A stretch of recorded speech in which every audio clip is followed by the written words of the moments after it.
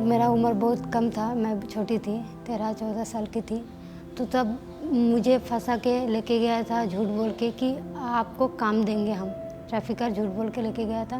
लेके जाने के बाद मेरा स्टेट से दूसरा स्टेट में मुझे भेज दिया गया था और मेरा ऊपर बहुत अत्याचार भी हुआ था। वहाँ से काफ़ी सालों के बाद मुझे रेस्क्यू किया गया। रेस्क्यू करने के बाद वहाँ से मैं वहाँ पे भी बहुत साल थी। उसके बाद मैं घर वापस आई।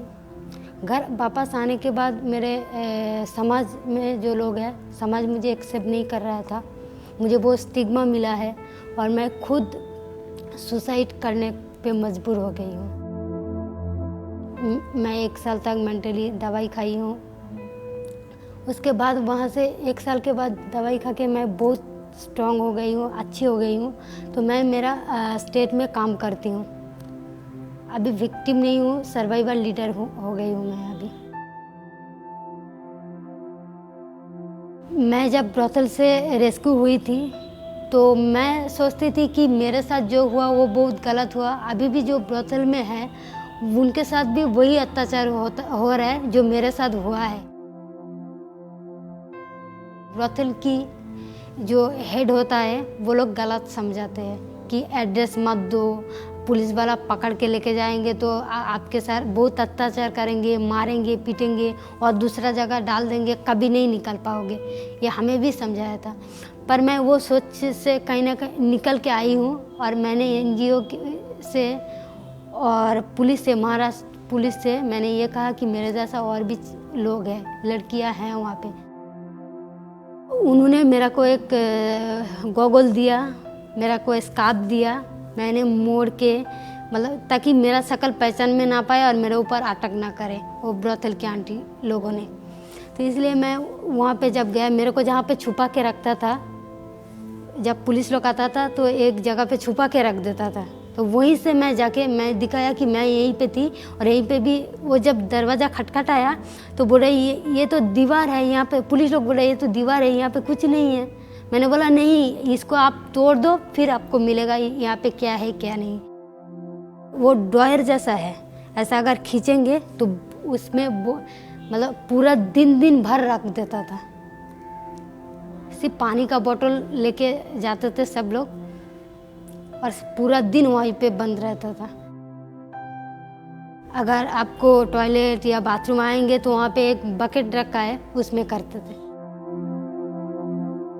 वो जब ड्रॉयर खोला है तब 6 लड़की वहाँ पे थी और बहुत कम उम्र की थी और वो भी बांग्लादेश की थी, कोई नेपाल की थी, अलग अलग राज्य देश की थी। तो 6 लड़की को ऐसे करके मैंने उद्धार किया था। मैं जब 14 साल की थी तो मैं ट्रैफिकिंग में पड़ी थी। ये मुंबई में था। जो मैं 6 महीने के बाद उधर से रेस्क्यू हुई इन 1996 में। तो उसके बाद हम लोग इंडिया का गवर्नमेंट शेल्टर में बैठे। उस टाइम हमारा नेपाल सरकार हम लोग को नेपाल आने के लिए इनकार किया क्योंकि क्या प्रूव है वो लोग नेपलीज है बोल के। उस टाइम अराउंड 500 लड़की लोग को रेस्क्यू किया था, जिसमें नेपलीज, इंडियन और बंगाली। उसमें से 200 से ज़्यादा हम नेपलीज लोग थे। तो उसी टाइम पर जो नेपाल में काम कर रहे थे चाइल्ड राइट में, वुमन राइट में, ह्यूमन राइट में, वो लोग ने ठीक है अगर वो नेपाल सरकार हमारा लड़की लोग को नेपाल नहीं लाना चाहता है तो हम खुद लेके आएंगे, क्योंकि वो लोग हमारा लड़की लोग है, हमारा बेटी है, हमारा बहन है, तो उनको हम ले आएंगे, गवर्नमेंट को चैलेंज देंगे बोल के। और हम लोग भी बहुत खुशी थे क्योंकि हम अपना जन्मभूमि फिर से जा रहे, जो कुछ करेंगे हम नेपाल में ही करेंगे बोल के हम लोग बहुत सारा खुशियाँ छाया था हमारे पास। लेकिन जब हम नेपाल में पहुँचे तब उस टाइम हमको बहुत बुरा लग रहा था। हम कहीं जाते थे तो बोलते थे लोग, ओहो इनको टच मत करो, अगर इन लोग को टच करोगे तो HIV तुम्हारे पास सर जाएगा, क्योंकि ये लोग बम्बई से आए, ये लोग बेसिया लोग हैं, ऐसे शब्द बोलते थे। फिर हमको बहुत पीड़ा होती थी। फिर हम वापस जाके शेल्टर में रो के बैठते थे। वो लोग ऐसा हल्का बिहेवियर करते थे कि जो ट्रैफिकिंग हुआ था उस टाइम मेरा गलती से, मैं खुद गलती थी तब मैं ट्रैफिक हुई बोल के सबका सोचना यही था। उसी टाइम में हमको हमारा हेल्थ चेकअप के लिए हमको हॉस्पिटल लेके गया। हॉस्पिटल में भी डॉक्टर नर्स 5-6 ग्लोव्स लगा के फिर भी वो छूने के लिए एकदम घिनाती थी, डॉक्टर भी घिनाता था। और हमको लगता था कि क्यों हमारे बीच में ऐसा विभेद हो रहा है, मीडिया हमको अच्छे तरीके से नहीं ले रहा, गवर्नमेंट स्वीकार नहीं कर रहा है, समुदाय के लोग हैं वो लोग हमको अच्छे तरीके से स्वीकार नहीं कर रहे, तो कहीं हमारा तो दोष नहीं है। 2014 में हम लोग घर पे जयपुर चूड़ी फैक्ट्री में हम लोग का जो पड़ोस गांव के था, झांसा दे के पढ़ाएंगे लिखाएंगे और 2 घंटे काम कराएंगे और पैसे भी देंगे और तुम्हारा फैमिली के भी पैसे देंगे, जो तू थोड़ा मोड़ा काम भी करेगा वहाँ पढ़ाई भी करेगा। तो हम लोग का जयपुर चूड़ी फैक्ट्री में 2016 में हम लोग का ले लिया, वहाँ पे फैक्ट्री में ला के हम लोग के काम कराया जा रहा था। बंद कमरे में हम लोग का छोटा सा कमरा था, उसमें 7 बच्चे हम लोग आए थे अपना गांव से। चूड़ी होता है ना, उसमें हम लोग नगीना होता है वो चमकता है, उसमें हम लोग नगीना का काम करते थे, उस पर चिपकाया जाता था और वो जो चमकता है ऊपर धूल उड़ियन उड़ता है वो हम लोग का बहुत हानि पहुंचाता था। हम लोग कहते थे कि घर पे कि हम लोग बात करेंगे, तो हम लोग का फ़ोन से जब बात करने के लिए कहते थे तो हम लोग का मारने पीटने लगता था। कि एक लड़का एक दिन मौका पाकर वो अपना पुलिस जो थी पुलिस स्टेशन जाके वो सुबह के समय में हम लोग को तो निकलने नहीं देता था, बंद कमरे में काम करते थे। वहाँ से जब सुबह वो मौका पाया कि वो दुकान के मतलब बहाने से वो अपना पुलिस स्टेशन जाकर हम लोग का बताया कि यहाँ पे जो है काम कराया जाता है हम लोग का यहाँ पे घर पे। वो अपना स्टोरी बताया कि हम लोग का ला कर यहाँ काम करा रहा है, मारता पीटता है, घर जाने के लिए बोलते थे वो करता है। तो यहाँ पे जो है बच्चे बहुत सारे हैं, तो वहाँ पे गया हम लोग का और में हम लोग का रेस्क्यू किया।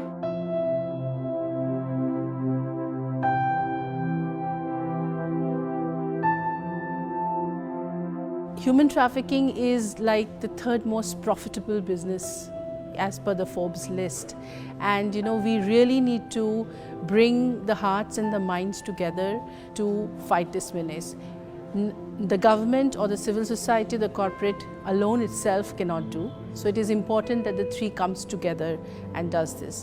हम बोल रहे हैं अभी ट्रैफिकिंग कम हो रहा है बोल के, लेकिन होगा दिल्ली मुंबई कलकत्ता में कम हो रहा है, लेकिन नया सिटी इंडिया का भी नया सिटी में नया तरीका से, पहले जैसा ब्रोथल ओपन करके नहीं है, अभी फ्लैट सिस्टम में कर रहे हैं। वो डायरेक्ट होटल में कंटेक्ट कर रहे कस्टमर के लिए, डायरेक्ट होटल में से सप्लाई कर रहे हैं लड़की लोग को। और दूसरा मैरिज के नाम में जो कोरियन पीपुल चाइनीज़ पीपुल के साथ शादी के नाम में भी ये ट्रैफिकिंग ही हो रहा है, और बच्चा पैदा करने का नाम में भी ये ट्रैफिकिंग हो रहा है। इसका जो स्वरूप है उसमें दिन प्रतिदिन चेंज आ रहा है। अभी जो भारत में जो लॉ है वो अलग अलग तरीका के लॉ है। सेक्स ट्रैफिकिंग के लिए ITPA है, मानव बाल विवाह के लिए अलग है, चाइल्ड लाइन के लिए अलग है। ये अलग अलग बिल को हम अलग अलग तरह से देखना नहीं चाहते, एक जगह में रह के एक बिल लॉ होना चाहिए जहाँ पे हर तरह की ट्रैफिकिंग को दिखा जाए। It's like a complex web, right? So to understand what is this complex web and how can we start, breaking the web or making this web weaker so that we are able to impact the lives of some people at least. It is almost like an organized crime. And how do you tackle organized crime? By getting together but organizing yourself. And so we have to treat this as an organized crime and we have to take steps.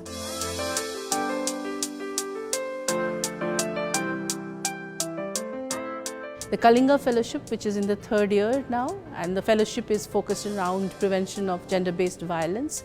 And this year, as we focus on human trafficking, we are bringing about 90 fellows from across the country working on, from civil society, from government and corporate sector, as well as students and survivors together to look at how do you create a roadmap to this.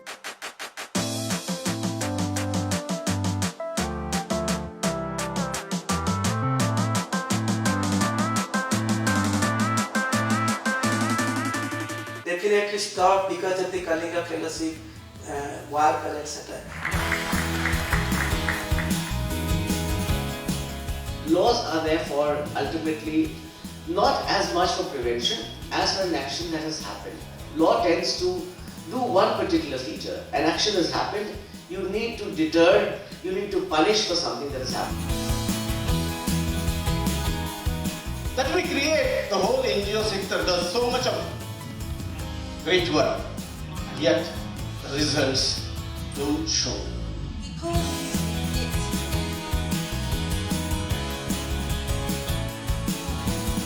First, put yourself into the shoes of the people who are going through this. So really begin from that place of empathy.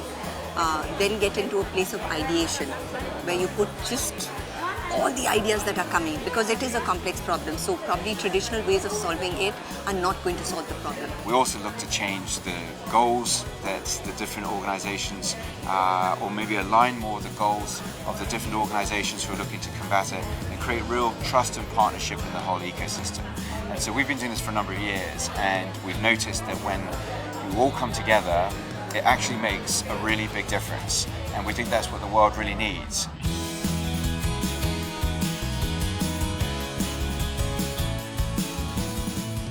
First of all, teach them leadership skills such as how to manage their state of mind, how to really tune in and empathize and connect with others, how to truly listen, how to take people with them. And then once they've learned those skills, then they start to collaborate to solve the challenge together.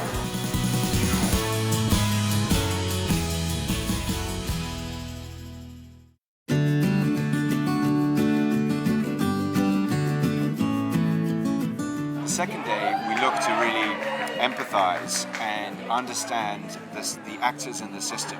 So whether they are sex workers, or whether they are police officers, or government leaders, or legislators, we look to understand what is it really like to be in that organization.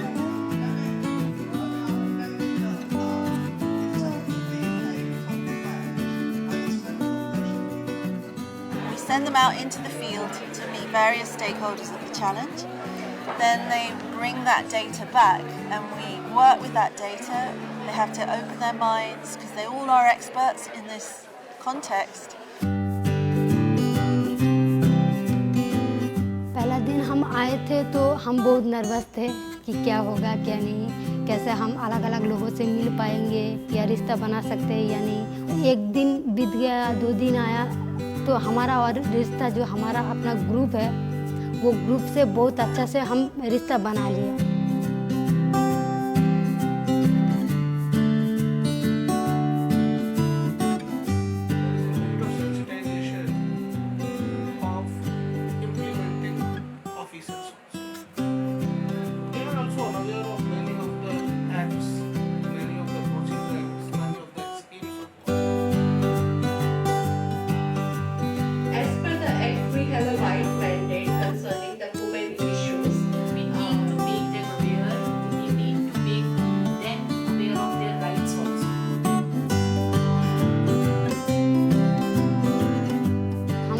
Child line के पास उन्होंने जो काम करता है उनके बारे में हम पहला सुना है और उनसे बहुत सवाल किया है कि आपका काम कैसे करते हो, कर लेते हो और आपका चैलेंज क्या होता है।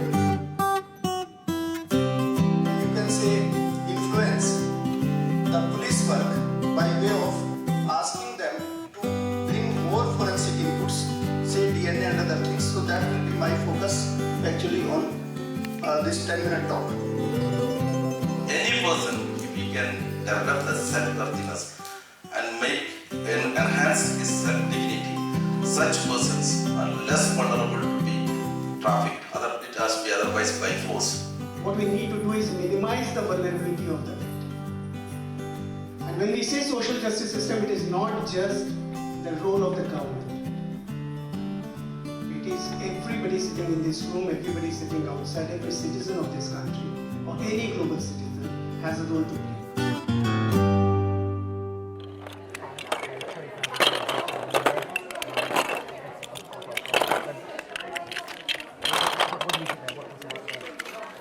Lego Serious Face methodology meant for adults, anybody who can think and who can explain their emotions better. So technically from that perspective, anybody who's 14, 15 and above can use this. So we're using this as a methodology to help people to bring in motion their thought processes, help people in a group to talk about what they're thinking on a context by building models, creating 3D models. And these 3D models help them go deeper into what they're meaning. This is a blueprint. For me, this denotes a road filled of rough terrain, and the circular part are showcasing rocks. I need to make sure that I'm walking through in between without getting hurt. What happens is we put a pile of bricks in front of people. Normally everybody has their own set of bricks. We start with asking people to build, initially we help them warm up in certain aspects. So we ask them to build something like a tower, or maybe something called a specific aspect, which is very normal objects. And then we ask them to describe the story of the tower. Now, though the bricks are same, everybody would build these bricks in a different form, and thereby the story is different. Why do somebody build it in different form? When you start building with the bricks and you're thinking about a tower, you think about how you resonate to the word tower. And what is the reason, or what is the predominant thought you have in your mind with your tower, that you start building and you start sharing. So if there are 1,000 people in the room, you'll get 1,000 different stories of tower.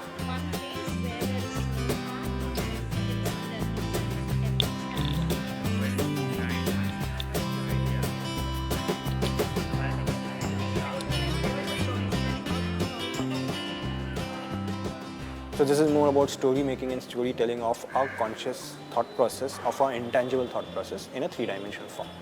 So now if we have 4 people and we've got 4 models, then we can go into details of identifying what are the similarity patterns, what are the dissimilar patterns, why they have been so, what is the nitty-gritty finer details in the story. And that there itself, with something as simple and as non-meaningful as tower, makes them go deeper, and thereby we start understanding each other's thought process. This whole thing about Lego can be creatively used in trainings. Generally, trainings are a kind of a boring thing with a lot of data and information overload. But we have internalized the concepts, and that intrinsic learning is what is going to translate into actionables. We think the LEGO Serious Play is the most accessible way of understanding complex systems, and then being able to see where are the interventions that will make the greatest difference.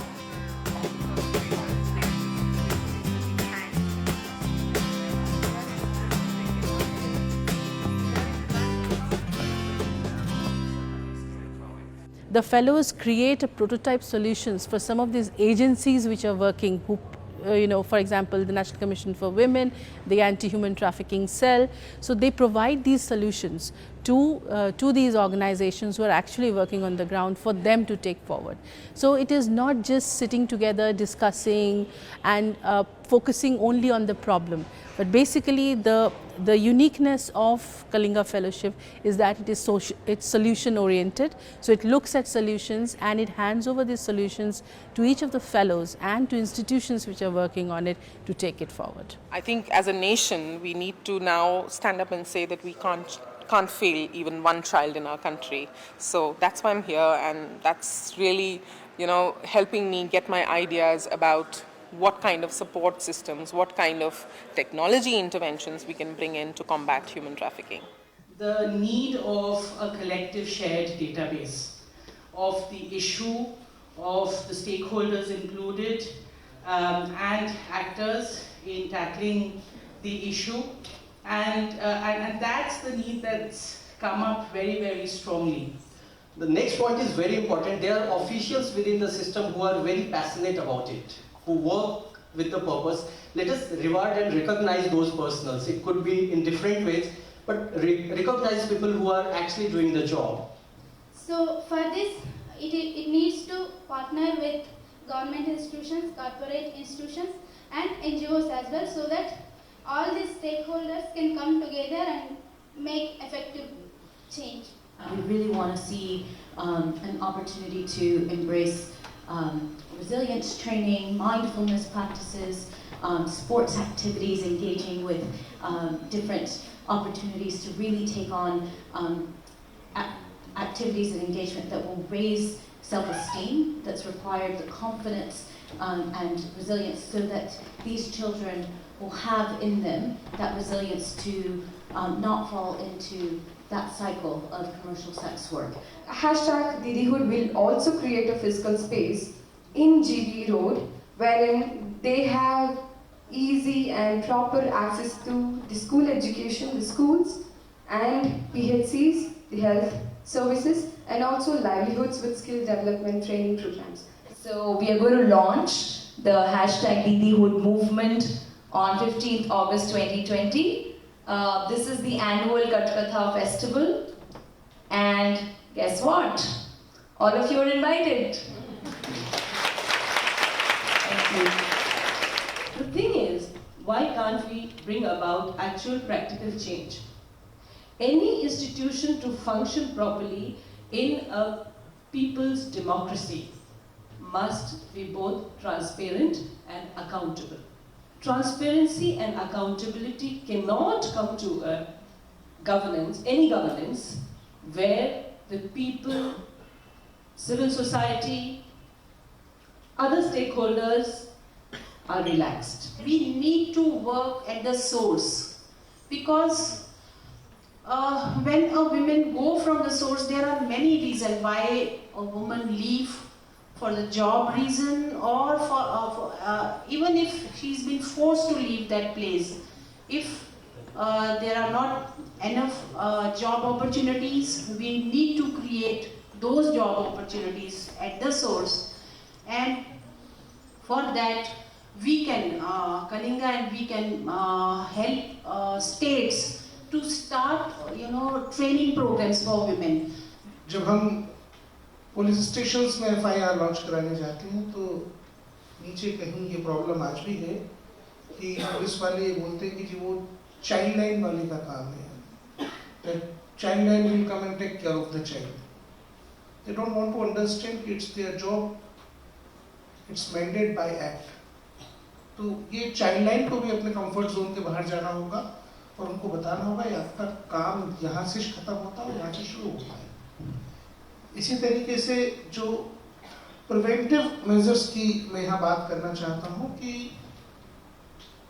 जो भी policies, कानून और fundamental rights के through बच्चों के लिए देश में है, अगर देश के सभी स्टेट्स में एक कन्वर्जेंट मैनर में उनका उपयोग हो पाएगा, उनका इम्प्लीमेंटेशन हो पाएगा, तो हम काफ़ी हद तक इस प्रॉब्लम से लड़ने में सक्षम हो पाएंगे.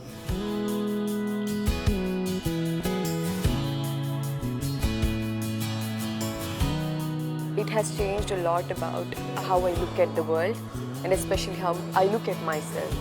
So before I search for answers outside, I started searching answers inside, within. That all began with the way the Kalinga Fellowship all starts from day one to the last day. How we think, and then how we put our ideas and perspectives into place. There are these people who have experience. I'm the one who is getting experience from them. And there are these people, those girls who do not have access to it. I have little access.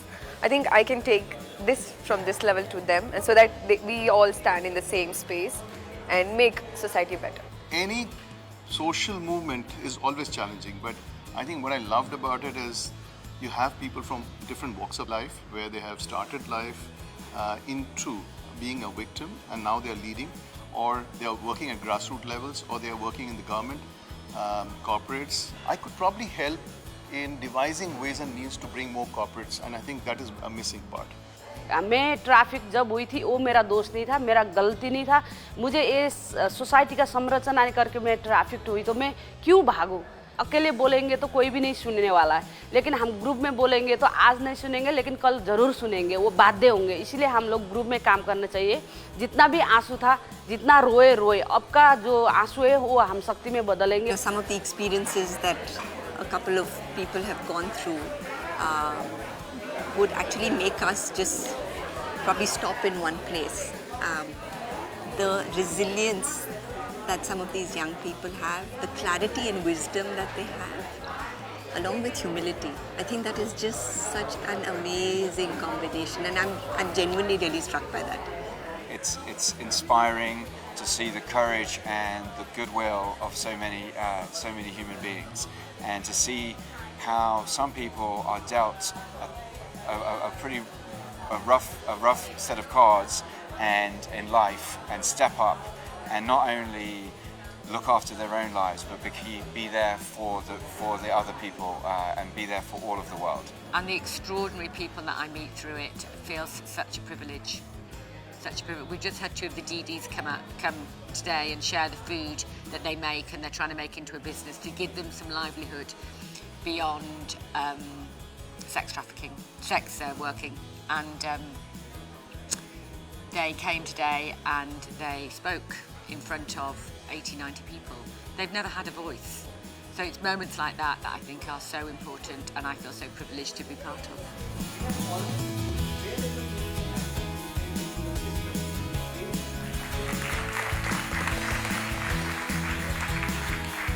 I'd say so many people who join the movement. It's about how do we really pull together the energy of this movement to create a much larger movement.